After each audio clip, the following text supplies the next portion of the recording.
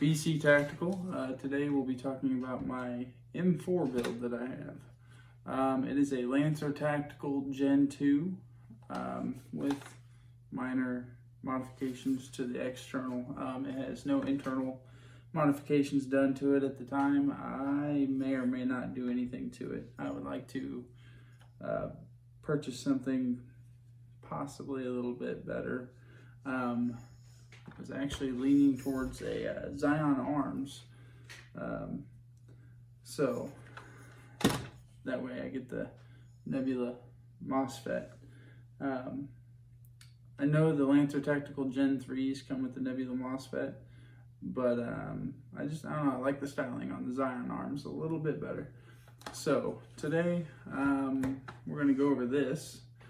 It originally had a 10-inch rail, and I ended up buying a Lancer Tactical 5-inch outer barrel, and I kept the inner barrel. It's the same length. It actually worked out perfectly with the mock suppressor that I purchased for it.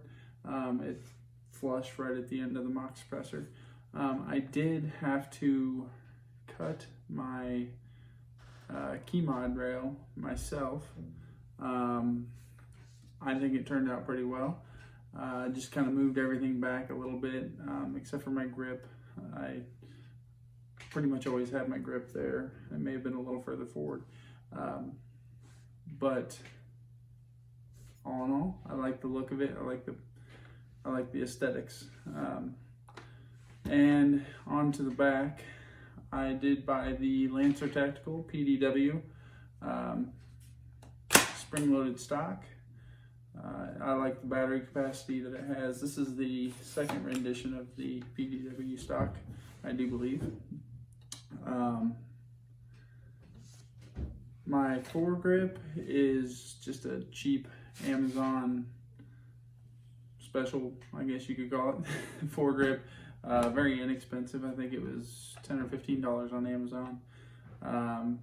I know I think the PDW stock ran about $30, and the inner barrel or the outer barrel and the mock suppressor together were about $35.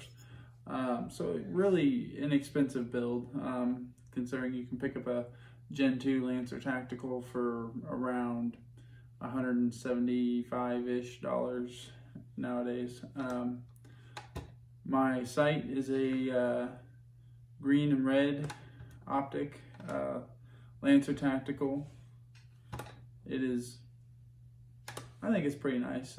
It stays pretty true. I've adjusted it once and it's stayed on. So yeah, no complaints there.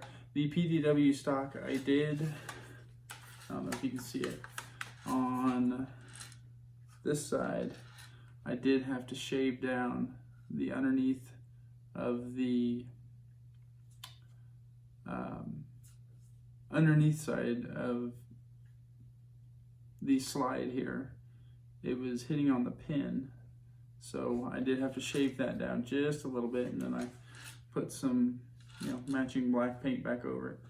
So now today I was just gonna do another small visual mod. Playing Call of Duty, I always like the suppressor with the cover over it. And when I saw these on Amazon, little mock suppressor covers, I was like, well, might as well try it out. So here it is. It is a Crydex brand mock suppressor cover, and I think it ran $8 on Amazon. So again, everything's relatively inexpensive. So we'll see how we're gonna go about this.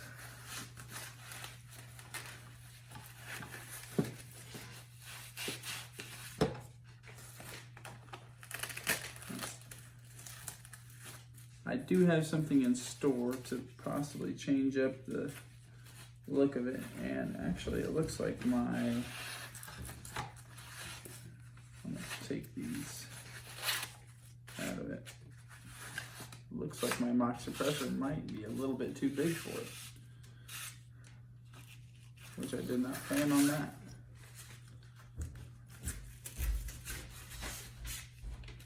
Or I could just have these in the way. So we shall see.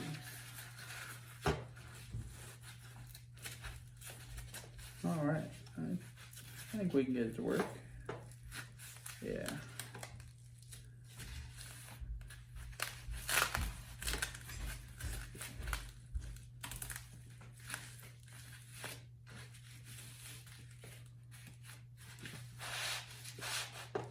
All in all, it's not a bad look to the gun, I don't think.